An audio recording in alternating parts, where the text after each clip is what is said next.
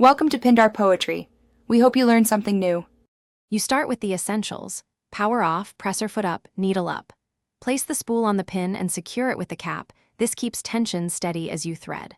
Once done, pull about 18 to 24 inches of thread out so you have working length.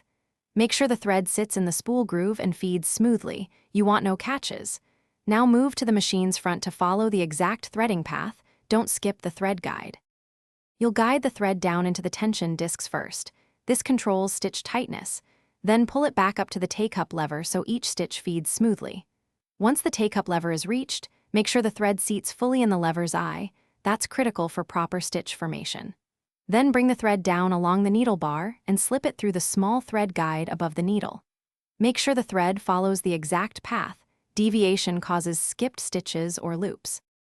You finish by threading the needle from front to back. If your fingers struggle, use a needle threader. Hold the tail so it won't slip.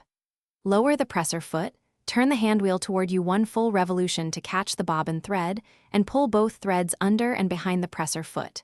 Sew a few slow test stitches on scrap fabric. This confirms correct threading and tension. If you see loops or puckering, reseat the thread.